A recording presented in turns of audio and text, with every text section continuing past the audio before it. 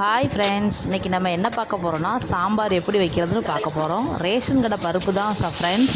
Ration கடை பருப்பை ஒரு மண் சட்டியில் 1 டம்ளர் இல்லை 1.5 டம்ளர் உங்களுக்கு என்ன அளவு தேவையோ வேக வச்சுக்கிட்டேன்.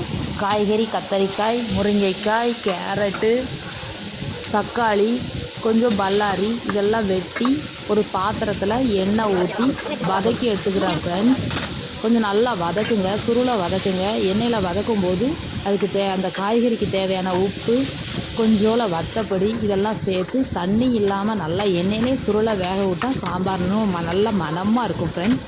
அதனால் தண்ணி இல்லாமலே கொஞ்சம் சுருளை நல்லா வேக விடுங்க. ஒரு சைடு பருப்பு வெந்துக்கிட்டு இருக்குது. சாப்பாடு ஏற்கனவே வடிக்கிறதுக்காக அது ஒரு பக்கம் வெந்துக்கிட்டு இருக்குது. பருப்பு மண் சட்டியிலங்கும் போது சீக்கிரமாக ரேஷன் கடை பருப்பு தான் சீக்கிரமே வெந்துடும் ஃப்ரெண்ட்ஸ். காய்கறி ஓரளவு அரை வேக்காடுக்கு மேலே ஆகவும் பருப்போடு சேர்த்து மூடி வச்சு திரும்பவும் வேக வைக்கணும் ஃப்ரெண்ட்ஸ். திரும்ப பருப்புக்கு தேவையான கொஞ்சம் வத்தப்பொடி போடணும் ஃப்ரெண்ட்ஸ். காயம் ஒரு டம்ளரில் ஊற வச்சுருக்கேன். அதுபோக ஒரு எலுமிச்சை அளவு புளியும் ஊற வச்சுருக்கேன் ஃப்ரெண்ட்ஸ். தண்ணி ஊற்றி திரும்ப காய்கறியை அரை வேக்காடு வெந்ததை திரும்பவும் வேக வைக்கும். ஒரு அரை முறி தேங்காய், ஒரு 4 மிளகாய், கொஞ்சம் ஜீரகம் சேர்த்து நம்ம கோஸ் கூட்டுக்கு அரைச்சிக்கிடுவோம் ஃப்ரெண்ட்ஸ். கோஸ் கூட்டுக்கு எப்போவுமே 2 வெள்ளைப்பூடுங்கிறது நான் தோல் எடுக்கிறது இல்லை. தோல் எடுக்காமலே 2 பல்ஸ் விட்டு எடுத்துக்கிறேன். இது போக குழம்புல புளி கரைச்சி ஊற்றிடலாம் ஃப்ரெண்ட்ஸ். இதுக்கு பிறகு நம்ம வீட்டிலே அரைச்ச சாம்பார் மசாலா ஒரு 2 ஸ்பூன் கலக்கணும் ஃப்ரெண்ட்ஸ்.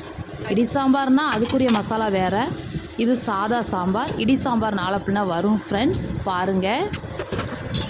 சாம்பார் பொடியும் போட்டு கொஞ்சம் மூடி போட்டு கொதிக்க விடுங்க.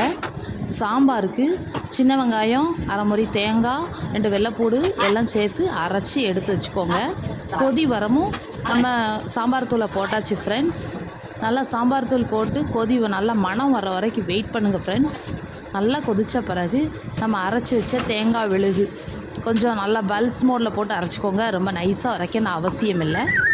தேங்காய், வெள்ளைப்பூடு, ஜீரகம் எல்லாம் போட்டு அரைச்சி நம்ம உள்ளே கலந்துக்கலாம் ஃப்ரெண்ட்ஸ். நல்லா கொதிக்க விடுங்க.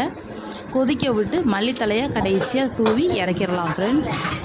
காய்கறி கட் பண்ணி வச்சுருக்கேன். அதாவது கோஸ் கூட்டுக்கான காய்கறியை கட் பண்ணி தனியாக ஒரு பாத்திரத்தில் அவிய வச்சு தண்ணி இருத்து வச்சுக்கோங்க ஃப்ரெண்ட்ஸ்.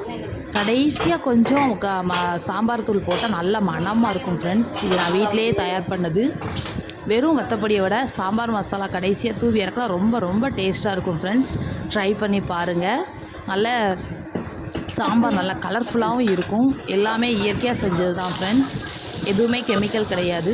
கோஸ் தாளிச்சிக்கலாம். ஒரு பல்லாரி வெங்காயம் வெட்டி கடுகு சீரகம் தாளித்து கோஸை அவிச்சு தண்ணி இருத்து எடுத்துக்கிட்டேன் ஃப்ரெண்ட்ஸ்.